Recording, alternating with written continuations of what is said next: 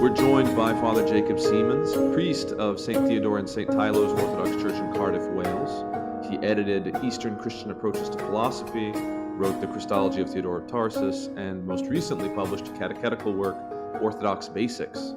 Welcome to Forums, Father. Thank you very much. I'm delighted to be here. Before we begin, I thought I'd ask you a personal question. I understand you've recently joined Notre Archevêché. So what brought you to Orthodoxy and Rue d'Arroux specifically? Well, it's a wonderful question, and one that I actually get asked, not least because Rue d'Arroux's presence here in the UK is fairly minimal. In the first instance, Orthodoxy, because really I started to fall in love with it when I was first studying for the Anglican priesthood in Montreal back in the early and mid-1990s. I came from Winnipeg, Canada originally, where Orthodoxy is a presence. If you've ever seen My Big Fat Greek Wedding, a lot of those people are actually Winnipeggers, believe it or not. And the north end of the city, it could be said, is dotted with onion domes because of the strong, particularly Ukrainian presence there. Some of which, of course, is Greek Catholic, as I understand well now, but at the time would have just seen all as a manifestation of an Eastern Christianity, which the majority of my friends would not have known much about. In any case, when I moved to Montreal to continue reading theology, as I say, in preparation for ordination, I was working at a bookstore. My manager was an Orthodox priest. And simply by being surrounded by both conversation and source material, i.e., many of the books that were being published by St. Vlad's, I became utterly enamored, and in fact started my exploration of moving into Orthodoxy as early as that. So after that, it was a journey through the Anglican Church, and at one point I made what I would describe as a significant mistake, thinking that I could have my cake and eat it by being Orthodox in communion with Rome. And so when I left the Anglican altar, it was for the Ukrainian Greek Catholic Church. But it not long thereafter became apparent that, well, I was deceived, whether by me or by circumstance, I don't know. That's for later discernment. But when that became clear, and I knew I had to move on, it was to Orthodoxy.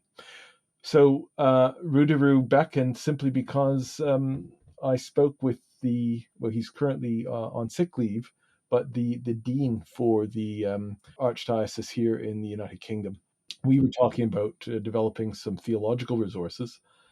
At the end of the conversation, he asked how I was, and because at the time I was unhappily still a member of the Ukrainian Greek Catholic Church, I dumped it all on him. And he said, well, look, if you want to talk more, give me a ring. So I took him up on that, put it all to him again. And he spoke with Metropolitan Jean, who said, subject to all due diligence checks, he would be happy to receive me. And there's much more to it than that, but that's the happy story of how I came to not just be Orthodox, but a member of the Archdiocese.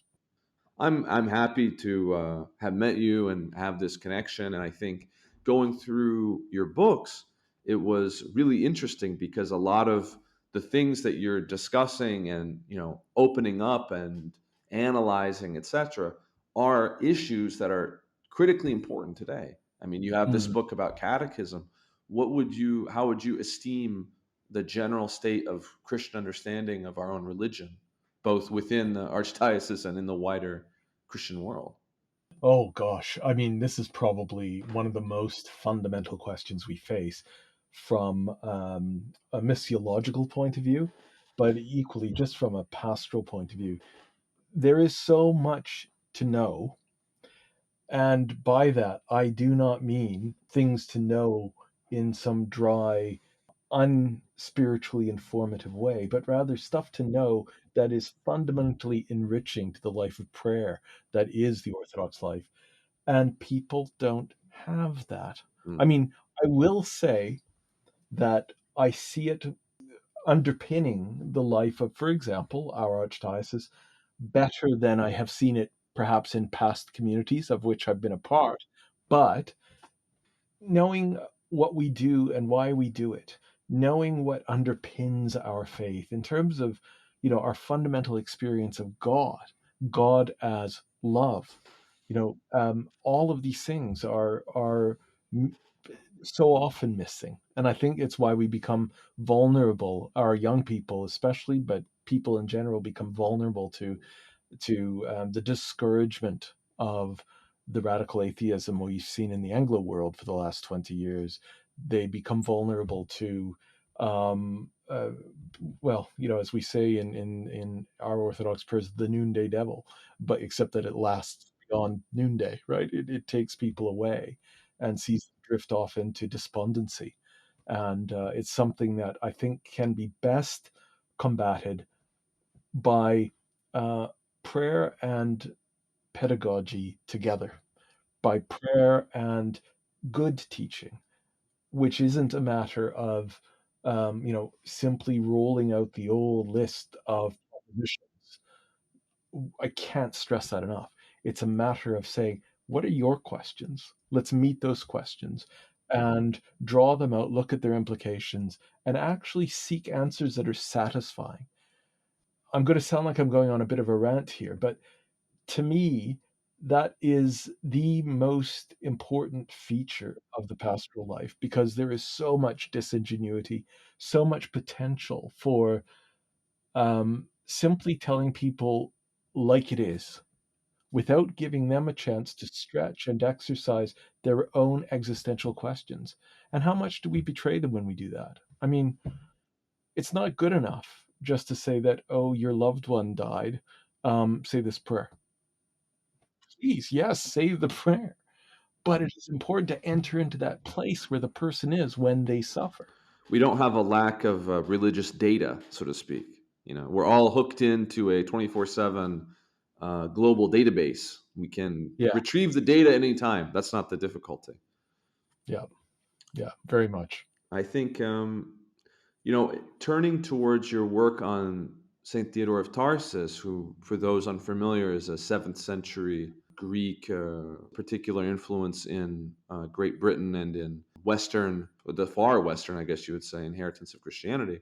Part of his mission, as you expose in your book, had to do with dealing with a lot of errors that had cropped up in Britain. What was the condition of Britain when Theodore showed up?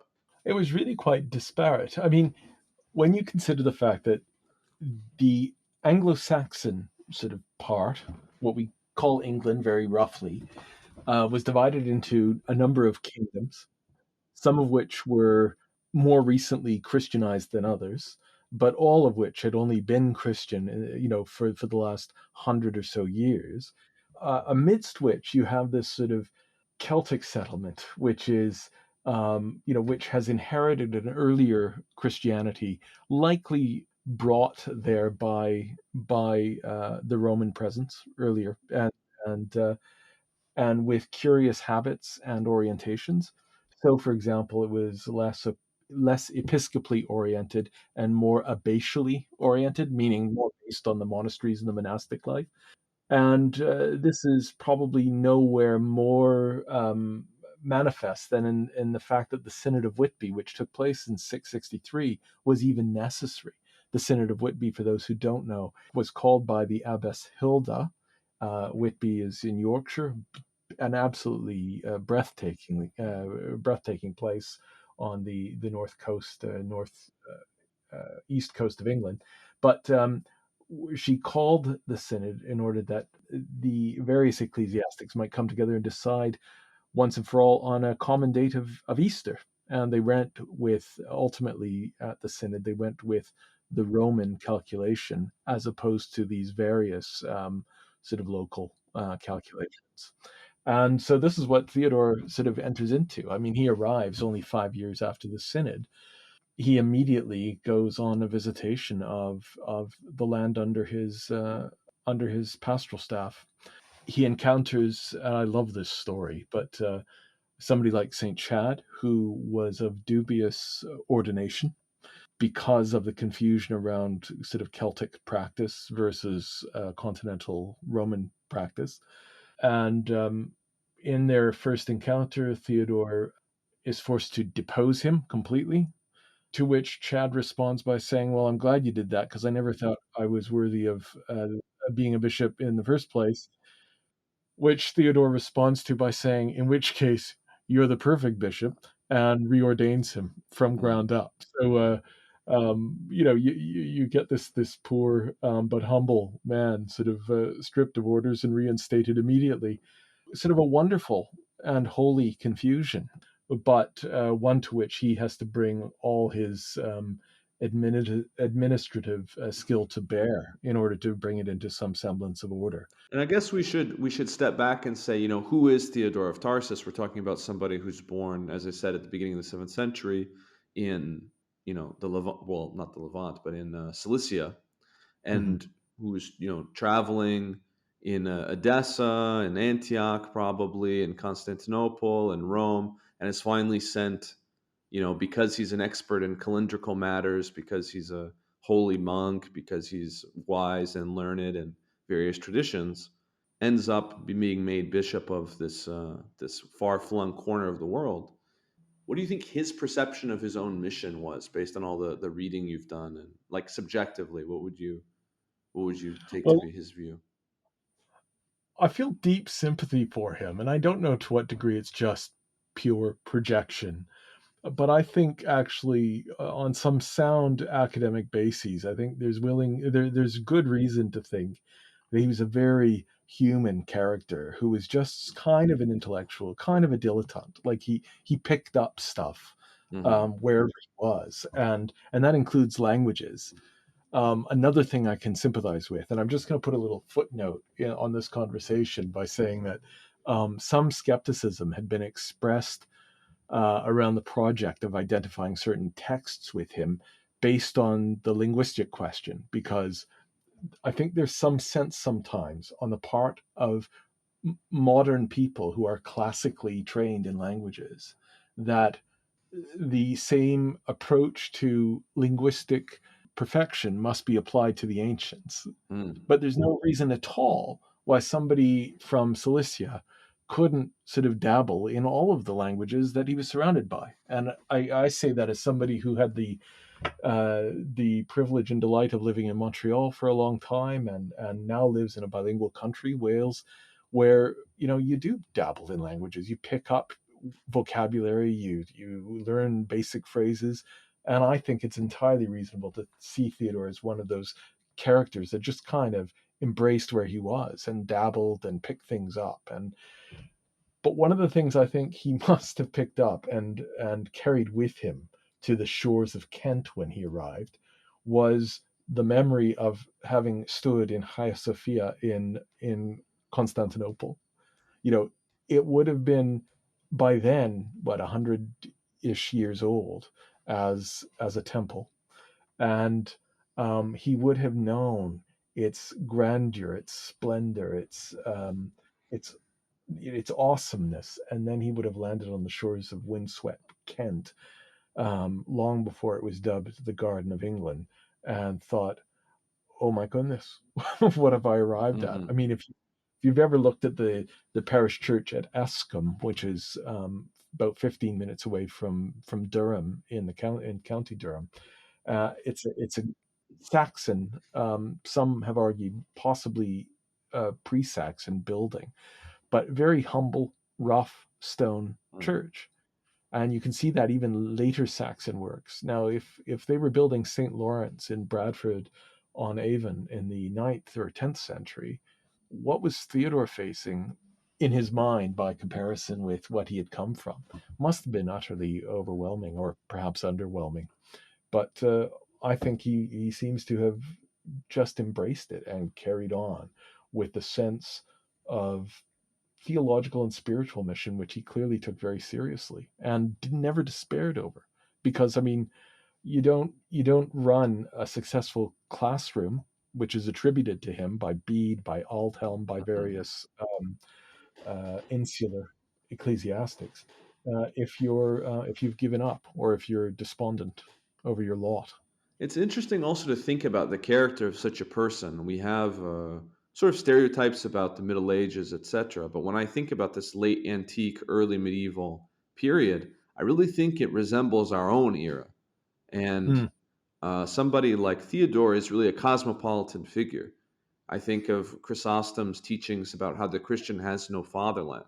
I mean, mhm, he's moving from place to place, to Syria, to Italy, to England, etc. It makes me think of other figures like John Cassian, who, I mean, Cassian's like roaming all over the place. mhm, Jerome's moving all over. These guys are just moving everywhere. They're doing everything. They're picking up languages. They're doing this and that, and it doesn't seem to bother.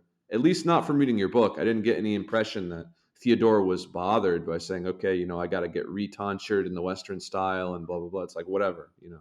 There's something of the universality of the church where you have influences from Irenaeus of Lyon to Ephraim the Syrian, etc., coming together. And it seems natural in a way that today, at least when I talk to people, it doesn't seem natural. Like if I bring up, Abba Isaac of Nineveh, people are like, who is this guy? Who is this mhm, weird figure we've never heard of? Who is Didymus the blind? Who is Ishadad of Merv? Who are these people? They're just not known. But I feel like Theodore actually had a broader view of multiple traditions, multiple authentic traditions within the universal church that just doesn't exist in the vast majority of. And I'm not even just talking about lay people. I'm talking about clerics and stuff. People don't know anything about Syriac Christianity. They don't know anything about who is Ephraim, right? mhm. Yeah, no, not only do I agree, I think that Theodore sort of, in his own person, draws these things together. They become manifest in his own pastoral and intellectual approach. Um, but equally, I think he represents somebody who can well serve to remind us of not just the universality of our faith, but equally the fundamental connections that hold us together across the Mediterranean, across the world. That's more than a romantic notion.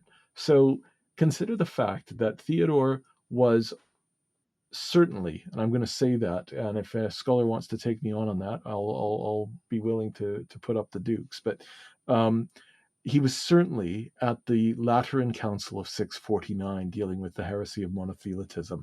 Who was the guiding light or the leading light at the Lateran Council of 649? Maximus the Confessor. Both of their names appear in the Acta. Now, this means that a seemingly obscure character like Theodore has made a direct personal connection with a saint that many of us talk about, even if we haven't read his work, with great sort of admiration, Hmm. Maximus the Confessor. And you think, actually, no, these were not just sort of rarefied abstract characters that sort of float like satellites around the church. They were actual sort of fibers in the tapestry in which we wrap ourselves today. And, these fibers were tightly woven, they were drawn together and carried from one end of the Mediterranean world to the other. And this is what we inherit. And I think it's utterly incredible. To what degree, I'm going to ask sort of a parallel question to what we've been talking about, which has to do with how we as contemporary people receive all these people and all this history and all this theology.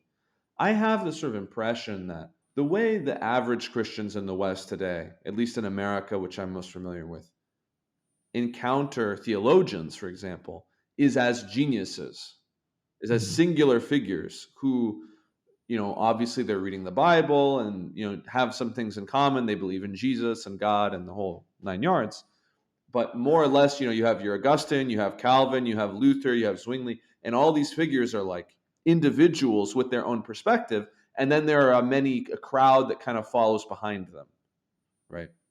Whereas when I look at somebody like Theodore, I see a matrix of many figures who are all just sort of overlapping and interlocking. And then that's not to say he doesn't have his own particular genius in a sense, but I don't think he's not like a thinker in some kind of Thomas Carlyle vision of a great thinker. He's a synthetic bringing together many strands. And I think that's kind of, at least for me, that's part of the power of uh, orthodoxy in general, at least of the more ancient forms of Christianity, is this. it's less about the genius of individual people and more the synthetic outworking of the collective reflection. Do you think that's fair? Am I romanticizing that? You might be romanticizing, but if you are, it's a seductive vision that I've bought into entirely. Okay. I I can't agree more. I mean, the and actually, I would take the implications of what you've just said further and say that the authentic Christian experience must be more like that and less like the alternative. The Because I don't reason know for that, how Calvin thought. Like I haven't studied Calvin enough to know how did Calvin think about his own work, right? But it's clear that people mm, today receive him as this sort of singular figure, you know. yep, And yep, he has indebted, blah blah blah. We can do a biographical sketch, but when you look at somebody like Theodore, like in your book is as much about Irenaeus and Ephraim as it is about Theodore. mhm, Is that fair to say? absolutely it Yeah. is. Yeah, yeah, and yeah, I mean, I hadn't thought of of drawing it forward, drawing the implications forward into the contemporary Christian world as you just have.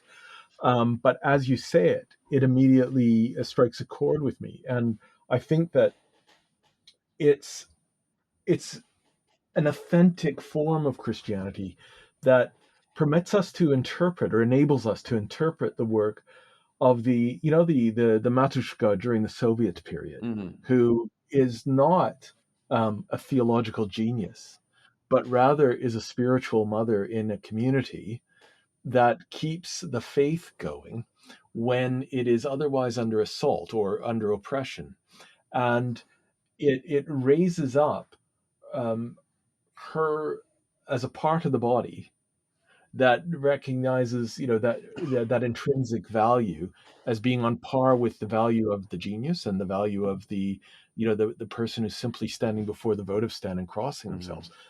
Hmm. It all kind of matters, and I don't say that just to sort of um, I hope it doesn't sound patronizing. I mean it quite truly, because it authenticates the breadth and the depth of the Christian experience, and Theodore is a prime figure for exemplifying that. It also gives a lie to the sort of ideal of Christendom, right? If you're saying, I grew up in Tarsus and then I'm going to go to Edessa to some foreign, I mean, in a way, it's a different tradition, the Mhm. Syriac tradition from that of the Greeks. I mean, obviously, there's borrowing and communion, but it really is different. I mean, you talk about this, the Semitic emphasis, the differences of exegesis. Why don't you sketch for us some of these influences that we've been alluding to? So let's start with Ephraim. What do you think is the contribution of Ephraim to Theodore's worldview, coming from this Syriac background? Well, one thing that I think sticks out in my mind, and which you'll probably nod your head at when I mention, is the whole sort of imagery of Christ the physician. Hmm. Now, Ephraim we could describe as a poetic theologian. There's a phrase I use in the book at some point. He expresses this odium Graecorum, this sort of hatred for the Greeks, and it's clear that he's even as he's saying that he's drawing deeply from a Greek well, but his language is not the language of sort of philosophical theology. Right, his language is that of the poet, the hymnographer, and he's describing the Garden of Paradise and sort of, well, he entirely conscious of the sort of eschatological vision he's putting out? Has he plotted it all meticulously? I doubt it. But his instincts, as expressed in those words, are such that he's painting a picture of the paradisical state from which humanity Yeah, emerges and to which humanity is called to return in a very picturesque and wonderful way. it's very But unhermeneutical. absolutely, It's not very absolutely. hermeneutical. That's one of the glories of going to the Syriac tradition is it's kind of this well of poetic power in Mm, otherwise what can be rather, as you said earlier, quite dry stuff. yeah, yeah, and it's in that respect. I mean, I might be stretching the plausibility of these concepts, but we talk of Antiochene exegetical Hmm. style or exegetical tradition as compared to, for example, the Alexandrian approach was more symbolic. We Mm-hmm. see that exemplified by the work of Origen. The Antiochene is more sort of literal. When they sort of permit comparisons, they're always sort of drawn from the Old Testament. Uh-huh. These styles, although I wouldn't want to overemphasize them, because it makes it seem as if they represent hard categories where these parties and schools were absolute. They're not. However, it's fair to say that one is a more philosophical approach and the other is a more gritty sort of earth up approach when it comes to Mm-hmm. reading the texts, and that's reflected in Ephraim's own poetry, and there's a good deal of spiritual instinct there, shaped by the fact that there would have been sort of a Jewish diaspora and a tradition that was different from that which would have been found in the lower right corner of the Mediterranean. As you Mm-hmm. move around into Egypt. There's also, these are debates that are not dissimilar to debates we have today about, secular literary theory. How do we No, approach texts? yeah, And it's very it's much it's so. there's a lot of gray area to which many figures, like if you think about somebody like Chrysostom, he's clearly taking from both streams. They'll like pick Mm, and choose what he wants from both, and it works because he has the kind of ability to do the Greek rhetorical style and kind of pull it all together. yeah, although of course he's typically formed in the sort of the Antiochene sort of more literal exegetical tradition. You're quite right in your description of him. So we have this impact from, Theodore's time, formative years, really, his younger days among the Syriac church. And I was Mhm. alluding to the comparison with your Soviet example, where, clearly there's some chaos going on in Syria. It's no longer really a great place to be, so to speak. Mm. So, for whatever reason, I don't remember. Do you talk about this in the book? Do we know why he left Edessa? Was it No, because I of think warfare or something like that? I'm vague on this detail now.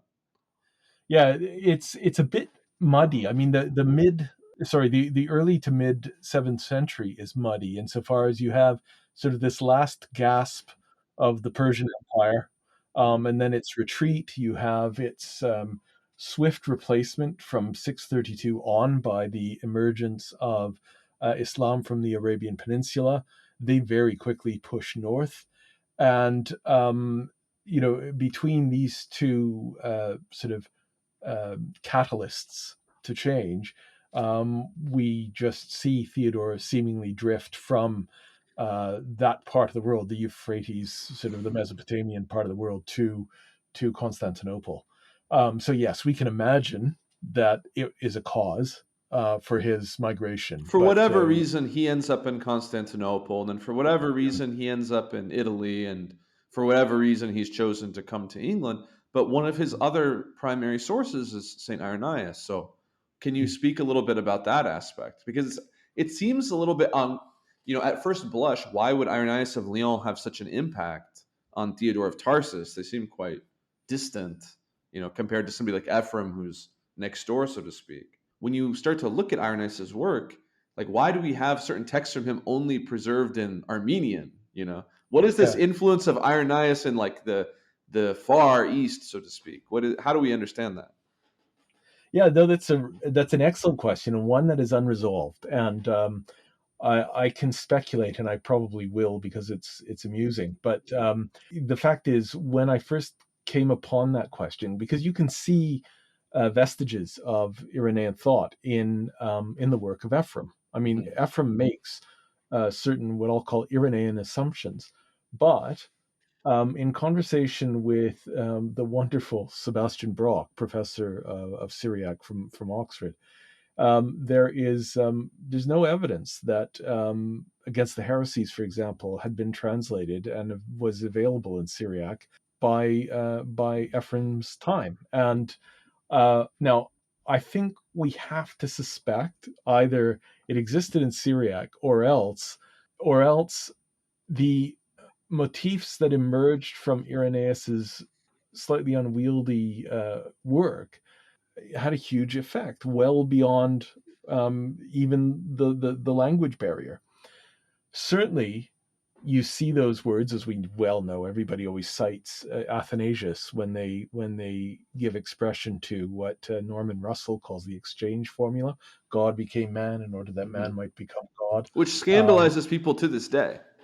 Absolutely. Yeah. I mean, it's a wonderful phrase, isn't it? I actually used it in a lecture I was giving in Montreal once, and one of the audience members shook his fist in disgust and said that that was, it sounded like New Age theology to him. I said, well, if by New Age you mean second century, then sure, I'll give that to you. We should But pause there because this is actually something that comes up quite a lot. I've had mm, people who are like very well educated in theology and things tell me that this is bad, and if Athanasius said it, then he's wrong. mm, And what I think people don't understand is that this perspective isn't some weird thing about Athanasius.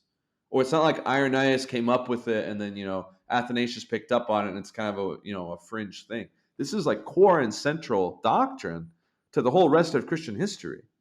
And if people oh, don't know about it today, it's a sort of accident of, I don't know, a deformation of the tradition that they've received. Is that unfair? fundamentally, no, not at all. Fundamentally and absolutely, you're right.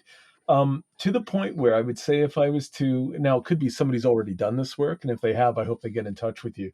But the, I've often thought in terms of taking that theme further and exploring why it becomes so much a part of the heart of Eastern thought, and unquestionably exists in the West, in the Latin West, but does not take on the same weight.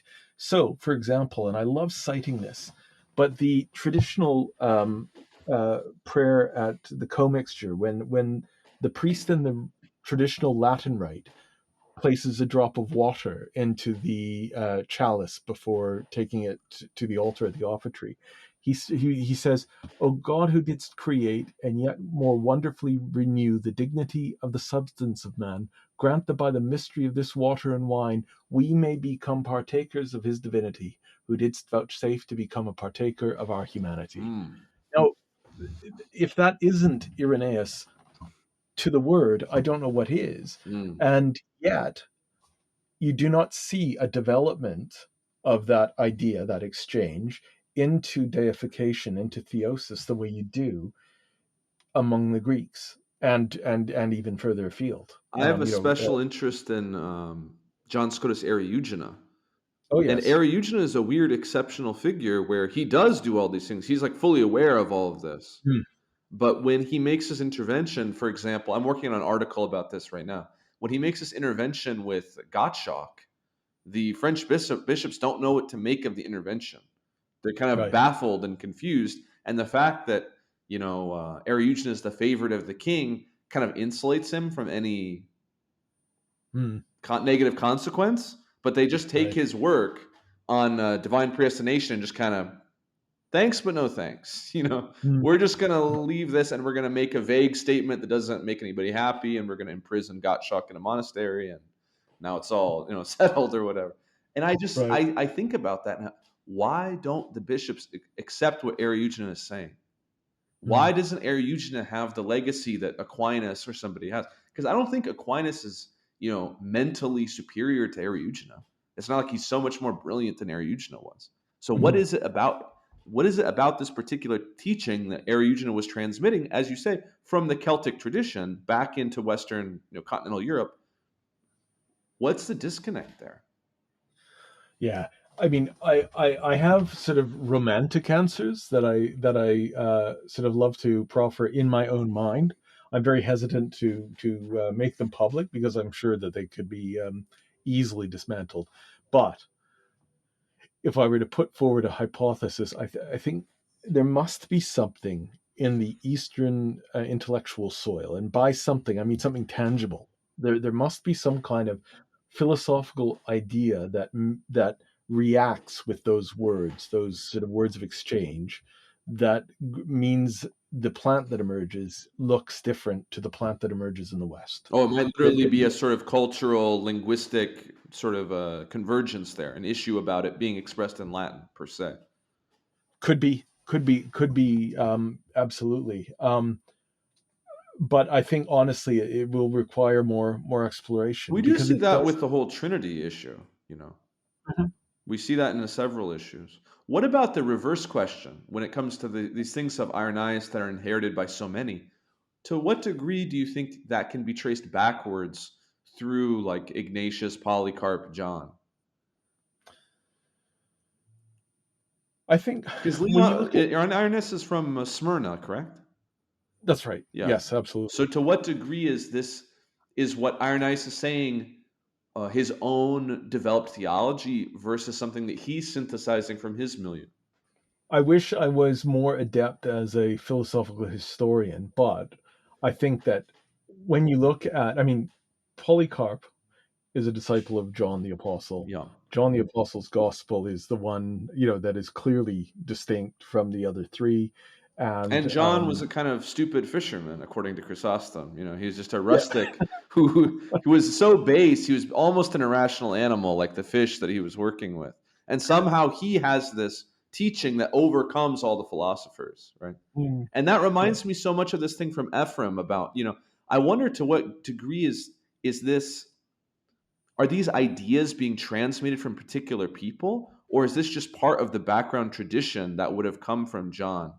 You know, mm. the Syriac mentality is the same as the one of Irenaeus because it's coming from the same source. Am I drawing a genealogy that's unsupportable? No, I'm fascinated by this, and in fact, I mean, you're sort of provoking for the thought in me by saying those, by making those statements. The the idea, I mean, I suppose I've always been satisfied to assume that Irenaeus is this bright light, but a bright light that sort of appears because of the context from which he emerges. Hmm. So it's not like any bright light exists entirely on its own, but for whatever reason, his words carry a force that, for example, his contemporaries or even his predecessors don't. I mean, you don't. You, I I mean, mean, he's he not is dissimilar to Theodore. He's a Greek coming to the West. I mean, Cassian, it's the exactly. same way, right? You Yeah. got Cassian, you got Theodore, you've got Irenaeus. I mean, I'm sure there's others that I'm forgetting, but these are like the big Yeah. three in my mind of bringing the tradition westward, Mhm. Yeah. along with Yeah. the Yeah. blessed apostle himself, of course. You get, um, you know, I come back to the fact that it's in Irenaeus that you find the words you do first, the exchange, the words of Hmm. exchange, and those are in the preface to the fifth book of Against the Heresies. Prior to him, you don't actually find anything similar. You can see how you can sort of see the ethos, or Hmm. feel the ethos as it emerges from texts of a similar period and area, but He's at for least the whatever beginning reason, of the documented record of this kind of a notion, precisely, at the very least, precisely. right? Yeah, yeah. So I think it would just take further textual work, really, to build a picture of how he ends up being the sort of particular that emerges from a general And talk more context. about that. Flesh that idea out for people that aren't familiar. So, for Irenaeus, the way salvation works is that Christ takes on and recapitulates all of human history and thereby Absolutely. alters it, right? Almost, and consequently gives us almost every sort of poetic motif of the Middle Ages in terms of how we describe so much in terms of the life of I Christ. mean, But this yes, is going back to the issue of catechesis because what does God do on the cross? I mean, it's a Latin Holy Week, right? This is widely debated among people. you know absolutely. and when I And tell then people that God, Jesus came to liberate us from this evil world, people look at me like I'm giving some different religion. What is it about this evil world? I mean, that's Pauline language, right? What is it about recapitulate? What does it mean to recapitulate all of human history? This just isn't, at least in America, at least in the sort of evangelical milieu that I grew up in, this isn't something that people talk about. Like, what do you mean recapitulates all of human history? maybe my own background was more liberal in the true sense of that word, because none of this came across as scandalous, but it always came across as enlightening. Mm. And so the notion of recapitulation is, for those who don't know, the the idea that, well, it's the Greek. anekephaliosis. It almost literally means re-heading. So you look at Adam and Eve as the first heads of the human Hmm. race, and they lay down the template by which we all then operate. Because they brought death and exile upon themselves, that's part of the template. And so when we take on our or when we manifest, our particular version of the template, we're manifesting the same sort of errors that have been introduced to it. So that runs across the course of our lives from the moment of conception. The fetus is already moving towards its own end, Hmm. but that's not what God desires for his creation, for his children. He did not create for death, and therefore something needs to happen in order to reset the template. Now that's already a controversial point, which to you Mm. and I, as part of our tradition, we just assume that. Of course, it says in wisdom, God is not the maker of death. So of course, death came through sin, and sin through one man, right? But a lot of people believe that death was created by God, and that there was death even in the Edenic state, right? So this cosmic picture of death being the sort of accidental entry into human history is simply not known by many people. So when you add Well, that I guess. onto this issue of recapitulation, it starts to sound like a completely different religion, and maybe it is, from what people Mhm. are familiar with. You're quite right. I mean, the one sort of condition I would put on what you just said is the fact that if you look at the Book of Common Prayer and the 39 articles, I cannot remember which article it is, Mm, but they can be accused of being overly Calvinistic by sort of Anglo Catholics, for example. Yet the article on predestination begins with the words, "Predestination to life is the everlasting purpose of God," hmm. which actually kind of lays the groundwork for what you just identified as being, of the essence of our tradition, Yeah. of the Orthodox tradition. So there is some notion within sort of a broader Christian vision that God creates for life, and ultimately, then to return to Irenaeus, we recognize that we break the template, we break that created purpose. So then coming back to recapitulation, it takes only the logos that takes on flesh, only the word of God taking on flesh, um, makes it possible for that template to sort of find its recreation, its reestablishment in perfect order, as opposed to this imperfect order. And so Christ then moves through every stage of human experience and human existence. So Irenaeus would attribute to Jesus, infancy, childhood, to use, our medical biological terms, puberty, teenage years, adulthood, and Yeah. ultimately old age.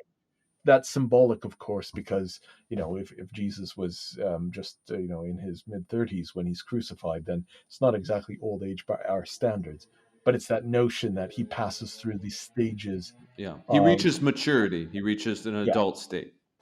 yeah.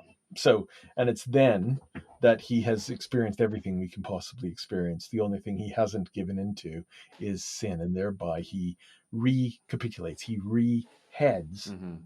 each of those states and makes it possible for us now to um, live out our existence according to the new template.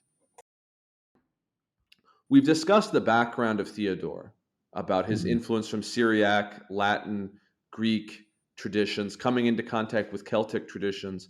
In a way, he's one of these figures that really touches every corner of church tradition that existed during his time, right? But Mhm. we haven't talked a lot about his impact. So the Venerable Bede writes about him, and he's honored in the Church of England and the Catholic Church and the Orthodox Church. But we don't really have Theodore of Tarsus as a figure of equal standing with his peer at the time, Maximus Confessor, or with Irenaeus, or with Ephraim. What do you think? What's blocking the reception of Theodore? What's Theodore's impact, and why is he not so well known?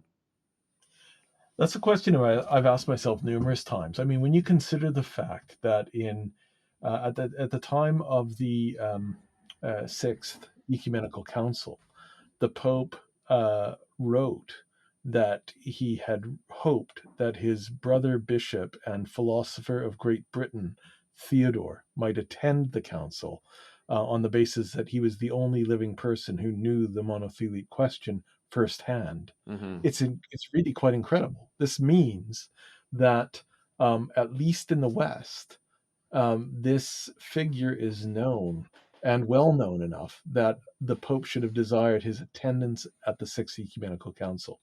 Now, for whatever reason, he could have almost literally disappeared from the history books after that.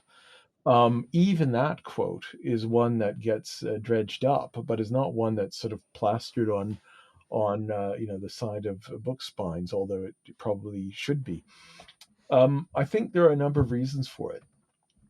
One, I called Theodore a bit of a dilettante earlier. I mean, he is not sort of this rigorous kind of bright light intellect as Maximus is, right? He is somebody, you call him a synthesizer. I love that because I think that's exactly what he was. He's drawing on knowledge and he's turning it into something he can communicate to the people under his care. We So he's have his actually penitential, which there's like a Twitter account that tweets random quotes from, and it often seems a bit rigorous and harsh. This penitential of yeah, Theodore. I actually spoke about the penitential at last year's meeting of the Fellowship of St. Alban and St. Sergius, because my take on the penitential, which is, for listeners, one of the most enduring and obvious legacies that Theodore hands on.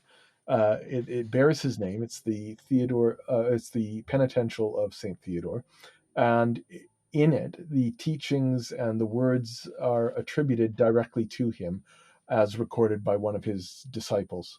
Now, the thing about those teachings is that, first of all, they draw heavily, almost exclusively, on Eastern fathers. Hmm.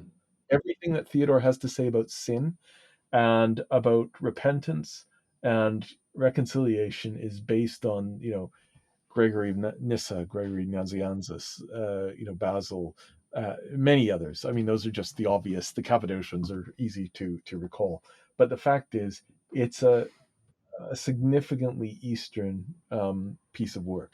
Having said that, its nature is fundamentally optimistic.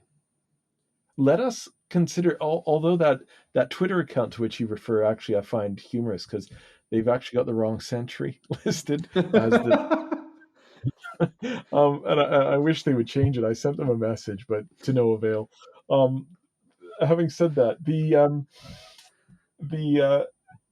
if you hold up the penitential teaching in Theodore's penitential against today's culture of condemnation, when people say the wrong thing um, or make the wrong joke at the wrong time, and it happens to get picked up by somebody's mobile phone, and they then get Hmm. dismantled. Their entire lives get condemned and dismantled online. We show far, far less mercy than is manifest in that work. That work, in fact, presupposes that everything is forgivable. Hmm. And if you read the penitential, I mean, it's full of sexual sins, the likes of which um, the internet um, couldn't have even envisaged, or if it did, only in the darkest corners. Yeah. Um, and if you consider that these things were imagined or heard by a priest confessor, and that the priest confessor simply said okay, and then returned with a penitential judgment on them that assumed forgivability, I think it's a remarkable piece. So it really depends on how you read it. It's also You one know, of these areas that's kind of unusual because when it comes to pastoral concern, I mean, this is a domain for pastors. Usually, people who are not pastors are not reflecting and thinking at great length about how do we tend to the flock because it's sort of an art of the people in this particular technical field of spiritual direction, et cetera, et cetera. And when you Yeah. think about a philosopher, I mean, a lot of philosophers are not dealing with, I did something wrong with the animal in the barn type Hmm. questions. They're not that gritty and concrete. But if you think about it, such a man as Theodore, who has been all over the world, I presume, maybe I presume too much. I don't think that Rome of the 7th century was a particularly pristine place. Mm. I don't think that Constantinople of that time was particularly utopian, in terms of its social character. He's probably seen, heard, and I don't know what he's done, but he's familiar with the way of the world, right? Hmm. And he's responsible for those people's souls. And he can't just give some kind of abstract, teaching about the nature of sin, right? How do you actually address the real sins of people, real people in front of you? That's a Yeah. difficult task. And I think it may, yeah, you've nailed it really. I think it's never going to garner the same kind of glory that the sort of um, philosophical genius of Maximus is going to gain, Yeah. right? And hence, Theodore is, I mean, at the end of the day, he's a pastor, teacher, albeit a brilliant one, a pastor and a teacher in the furthest flung reaches of the known world at that time, Mm. and easy therefore to forget. Now, on top of that, you have a textual problem, and that is there is nothing other than the penitential really attributable to him. A couple of poems, some correspondence between him and Wilfrid, the saintly Archbishop of York, who had been estranged from Theodore for a good many years of Theodore's own episcopate. Um, but I mean, none of that lends itself to being able to nail down the thought of the man Hmm. until I think it was 1993. Michael Lapidge published the joint work of he and Bernard Bischoff, a paleographer, which was really the fruit of 60 years' labor on the part of Bischoff. Bischoff had discovered in, I think it was Milan, a manuscript which included texts that referred on numerous points to Theodore, Hmm. and he realized that these texts had come from Canterbury, that they were reflecting Theodore's teaching on various parts of Scripture in the classroom. And I mean, this was exciting, but it wasn't announced until after the end of World War II. And so there's a famous paper in German in which Bischoff announces the existence of this manuscript. And it's then a further, 30, 40 years before it becomes an edition. And so that edition exists as the biblical commentaries of the Canterbury of Theodore and Hadrian, or something like that. I Yeah. can't remember what its proper title is. But simultaneous to the release of that, Jane Stevenson, um, through a number of links that she herself makes, realizes that this hitherto anonymous text, and which is we now call the Laterculus Malalianus, um, could be in some ways measured against the concrete evidence that we now had in the form of the biblical commentaries. And not only do I think ultimately her argument held water. I think it was a brilliant argument, and in some ways ahead of its time, because a lot of the evidence has only furthered what she was first laying down in her edition, called the Laterculus Malalianus in the School of Archbishop Theodore. And it was that text that I ended up writing about. In itself, it's not a work of brilliance, but there's something beautiful about it. I mean, essentially, one could see it as Theodore sort of deploying some of his trans-Mediterranean formation to a kind of exegetical, almost whimsical exegetical work on the life of Christ. But in so doing, he's using the Malaline Chronicle from about 50 years earlier than his own life. Chronicle is a historical text. It's just literally in this year, Emperor so and so did this, and Hmm. then in that year, this happened. That's a chronicle. So he takes the chronicle originally composed by John Malalas, and elaborates on it by elucidating the nature of Christ's life. And I think in that respect, it's incredibly insightful and Hmm. quite an exciting text to read. How would you summarize his Christology? We've had Jordan Daniel Wood on the podcast to talk about Maximus Confessor and his Christology, other figures like Isaac of Nineveh in the past. What do you think is the Christology of Theodore, if you could put it in a paragraph? I could put it in one word: restoration. Mm-hmm. The restoration of humankind. Theodore of Tarsus, I wrestled with that text for so long until I was on a coach ride over to Walsingham, which is a great Marian shrine here in Britain. I was on a coach ride and I was reading a paper, and it was a paper about recapitulation, which was only coincident to what I was supposed to be doing on the Liturculus. And I went back to the Liturculus and counted the number of appearances in Latin of the word restoration or recapitulation. And it's a long time ago now, but let's say there was like 27 appearances Mm-hmm. of this word. And I was overwhelmed. I thought, Theodore has a clear project here. And ultimately, when he talks about the restored face of humanity, he's talking about something that is akin to sort of the return of Adam and Eve to paradise, such as you find it described in Ephraim's poetry. Mm-hmm. So it's quite a remarkable picture, one that's underrated, but one that from a spiritual point of view can bring great joy. Laying aside the academic purpose. We've spoken before also in the podcast with David Bentley Hart about apokatastasis. And it seems to me Mhm. that there's two sorts of notions of restoration, which Mhm. today we might want to draw some comparisons to, but that actually have separate genealogies. Is that fair? They're actually distinct Mhm. notions. This restoration that Theodore is talking about, or Ephraim's talking about, is not the same thing as the apokatastasis of the Egyptians, or is it? It's easy to connect them, but it's not the same, not deliberately the same in any Because you were case. talking about the restoration of humanity or the human image, right? That's right. Which is separate from the idea of the restoration of the cosmos per se. It These are is distinct notions. absolutely, but now I could just leave that sentence Yeah. there and allow the listener to interpret. The thing is, I know there's some danger to that, but I don't think it's a difficult jump to make from the kind of restoration of the human image that we see in Ephraim and Theodore, Hmm. to the kind of thing that we talk about when we explore apokatastasis or Hmm. apokatastasis. I mean, it's I don't really speak Greek. I just kind of say things. So I don't pronounce that's, things. You can call it liturculus. I'll call it laterculus or whatever. I'll mess it up.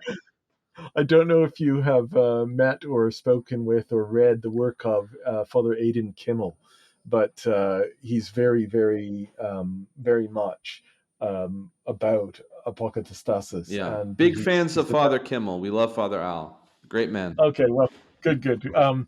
We ran some interviews online between him and John Milbank, him and Hmm. I can't remember who all we spoke with, but Robin Perry and Douglas Campbell. And they were fascinating discussions. But the first thing we needed to do was clear up how he was going to, as an American, pronounce apokatastasis. And it took time. So, I'm just going to say apokatastasis because I'm a barbarian. But I think that the issue, like we could say, we today, contemporaries, we could say, well, the human has this particular cosmological role, biblically mm, speaking, over this cosmos. That's why the cosmos has fallen, because man has fallen, and man has this mhm, particular role. We could talk about it as there's different ways we could express this role, but it's a particular role that has an impact on the whole cosmos. So we could argue, I think, that so goes man, so goes the cosmos. But it mhm. seems like with Ephraim and with Theodore, at least based on reading this book, and you can correct me, it's really focused on the human image in particular and the relationship of the God man to man. Is that fair? That is absolutely fair. The thing is, on precisely the same premises on which they build that picture, You also, with no real shift or leap in logic at all, see its application to the tree of the knowledge of good and evil in the Garden of Eden and the cross, right? How the cross recapitulates the tree of man's downfall, so that it becomes the tree of man's salvation. I mean, it's and So man might be seen to sum up the cosmos in a yeah, sense. exactly, yeah, Mm.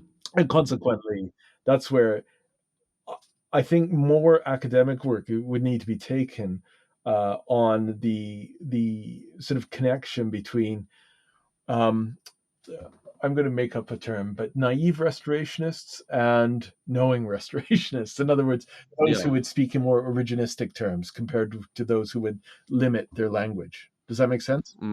Yeah, that makes sense. I wonder too also about the pastoral aspect of these things. I mean, you're a pastor.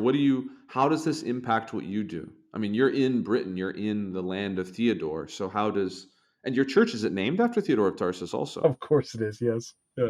Okay, it's good. So you've got the whole 9 yards, but to what degree there seems to have been, at least as far as I understand, a historical tendency to reduce the gospel message to a kind of moralizing um, device, Mhm. to reduce it to, look, God sees everything you do, he knows everything you do, you can't hide from him, you better get in line or else. And when you mess up, you come to the church and we can figure it out, right? And maybe for people that are knee deep in muck and dying left and right and living terrible, miserable, short, épouvantable lives, that's workable. But there seems to be a lot of people seems to start to get upset when you break with that and you start to talk about other things. They get scared because it's like, well, that's not what I was taught. That's not, what about do you see what I'm saying? Yeah. Let me say that I I mean, I'm excited to answer the kind of question you've just posed to me. I know that the Forms podcast is not about feeling and sentiment, but on the basis that I heard you admit to David Bentley Hart that you'd cried once or Oh, we love feeling and sentiment over here. good, good. Then We're fully in sentimental. which case I'm going to go for it. The fact is, I feel utterly driven amidst my pastoral ministry by the kind of study I've made of Theodore of Tarsus, and I mean that very literally. First of all, academic pursuits for me have never uh, been sort of isolated from the ministry, from the idea of a pastoral vocation. But in very real terms, I I hit the ground literally. I go from my house. I walk the streets. If I'm not doing dad stuff, I walk the streets in my cassock. Um, that makes me visible. And I feel emboldened to do that, not just because of a sense of responsibility, but because of a sense that Theodore did it, because of a sense that where I am in South Wales, St. David did it, and Illtyd, and Tylo, and all of these wonderful Welsh saints. And if they could do it, so should I be. Now, that might sound like just sort of a romantic notion, and it probably is, but it also is quite timely in the sense that, we live in a world that is utterly bereft of spiritual information in any authentic sense. And I hope that when I wear that cassock, when I am out there as a visible figure, I am as authentic and as I can possibly be. In other Hmm. words, I hate airs and graces. I'm glad that my Byzantine cassock, my Russian cassock, in fact, folds up. That I can roll the sleeves up because I'll happily garden in it. Um, the these are necessary facets of the ministry, and you can well see Theodore doing precisely the same thing. Having said that, it also has the moral implications, or carries the moral implications you've already alluded to, because when you encounter people, they have expectations of really a Calvinistic kind of church, one Yeah. that is not very attractive. There's an evangelical church in Cardiff. I won't sort of say where precisely because, listeners might hear and think I'm being critical, but, you know, as seems to be a thing here, there's a big, poster, meters in dimension, that's visible from the street that talks about, Christ dying to save us to the uttermost or something like that. Hmm. And every time I see it, I can't help but think, how many drivers see that per day? And how many of those drivers does it mean a single thing? And the answer to that question Yeah. is, to the first half, probably hundreds, thousands. To the second, zero. It doesn't mean anything Hmm. because all of those words they carry so much negative baggage, and ultimately, even with definition, they therefore are rendered meaningless. People don't have a clue what sin is, but people do have a sense that their existential lives are dissonant with something. I think, the Welsh youth that mess up the city centre streets of Cardiff on Friday nights with the remnants of their binge drinking aren't doing that because they're very happy with themselves. Yeah. And to walk among the people, those people or any people, and not to have to condemn anything, as distasteful as I might find that lifestyle, that's a personal thing. I'm not condemning them or anything. I'm simply there. And I hope I can do that because of an understanding of what, say, Christ did, that is perpetuated through the work of somebody like Theodore of Tarsus and all of the early saints that tread this ground before me. So yeah, there are direct moral implications, and I think that what those implications are um, include hope Hmm. and a sense that actually what we carry to the people is a true gospel and not a list of moral judgments. We're coming towards the end of the allotted time, and when I look at the works of yours that have been published that I've read, we have the Eastern Christian Approaches to Philosophy. Was That's it right. the title? Yep. We have the Orthodox Basics. We have the Theodore book. And I guess, if you don't want to answer this, you don't have to. I'll just speak for myself. And if you want to give a rejoinder, that's fine. So I grew up in the church and among Christian people. And I know that there's a lot of good work that gets done, life saving work, life giving work. I know that for a lot of people, their evangelical youth pastor is one of the only people that's going to show up to the hospital when the kid is sick. I'm very familiar with all of these details.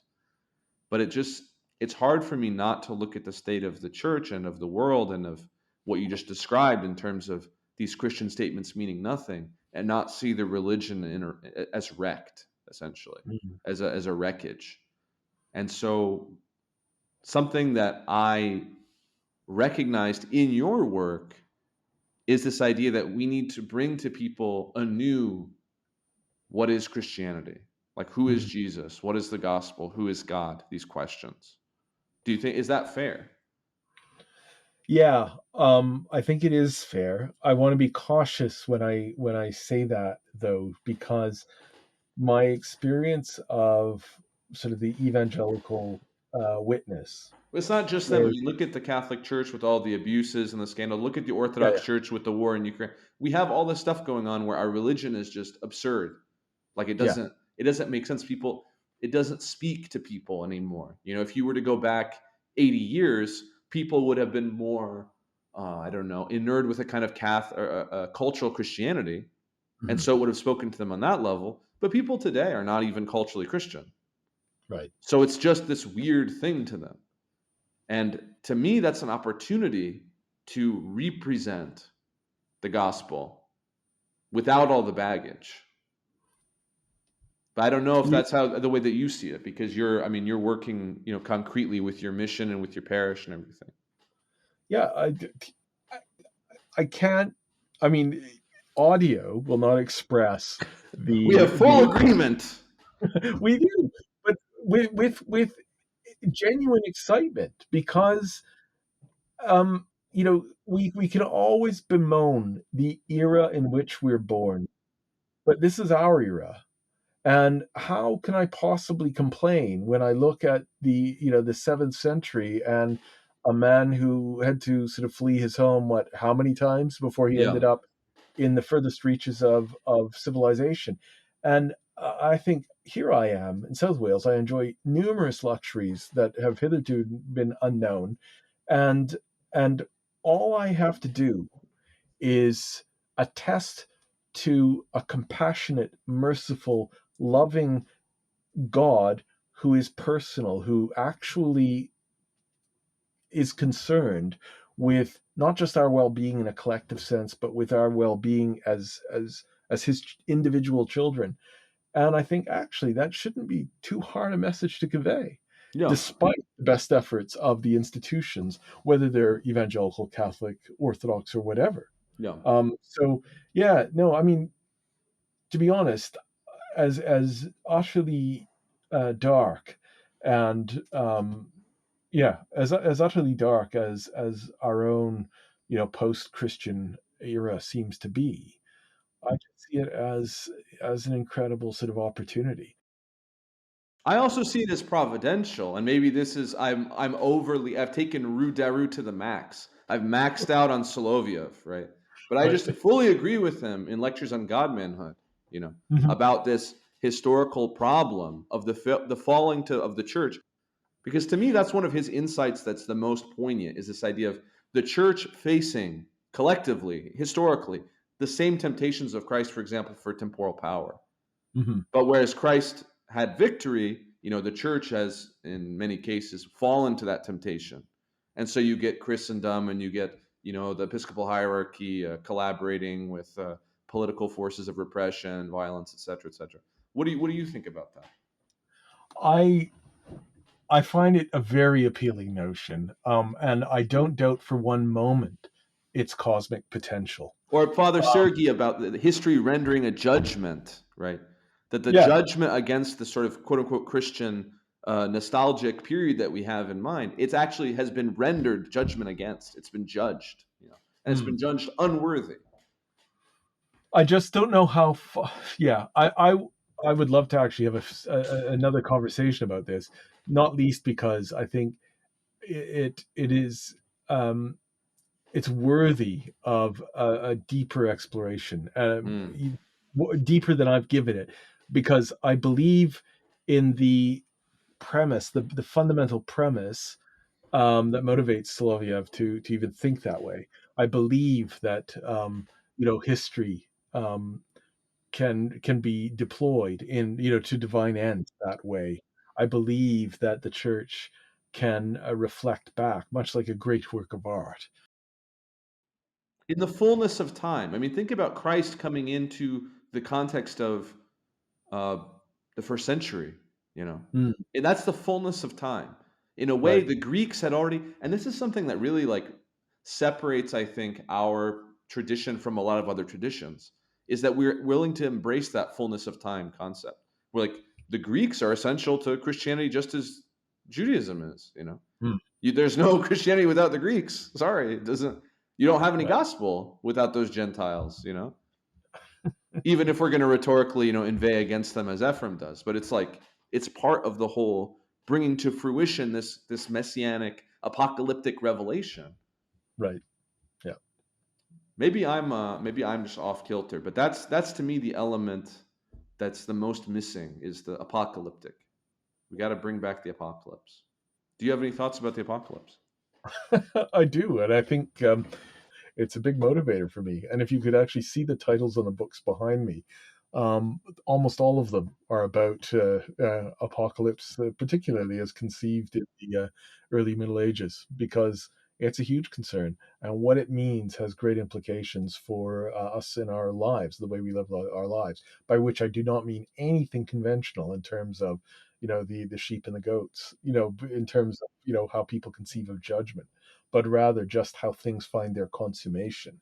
And that is, I think, a very early medieval or late antique concern. So bring it back to Theodore and to the end of the book. Frame for us Theodore's relationship to the apocalypse. This actually motivated my the research I took up almost immediately upon completing that, and it is the idea that history itself at that time, the writing of history that is, had had um, an essentially eschatological purpose, meaning it was interested in apocalypse. It was interested in the consummation of the fulfillment of all things. Where did time lead? Time led to the New Jerusalem. The end of time.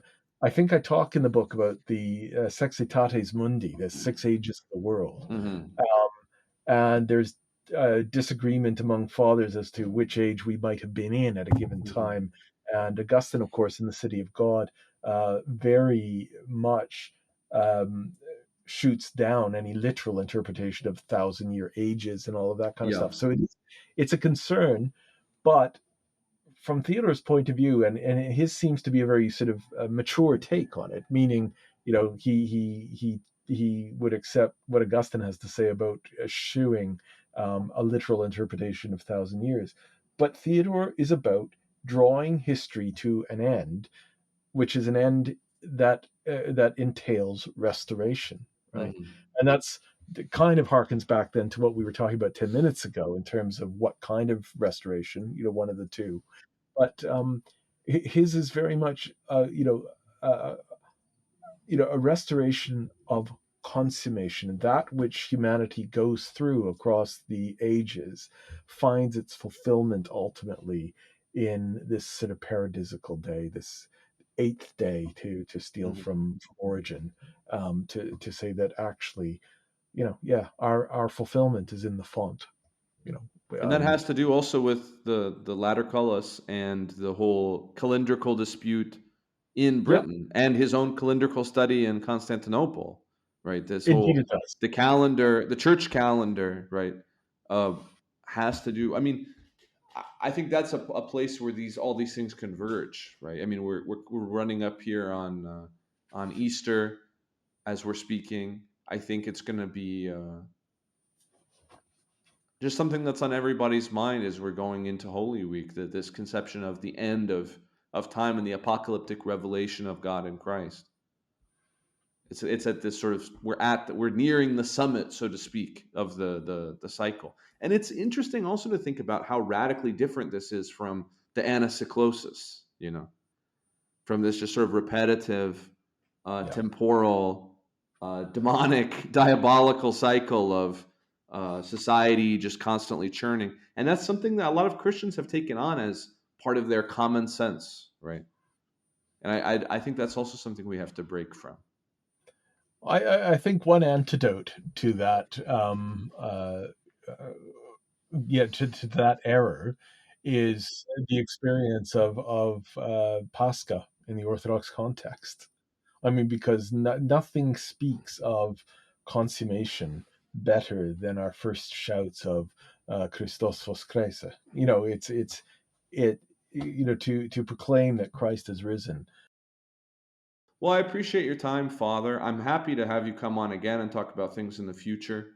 I know you have a lot of things you've been working on. Is there anything you want to tell the people about before we wrap up?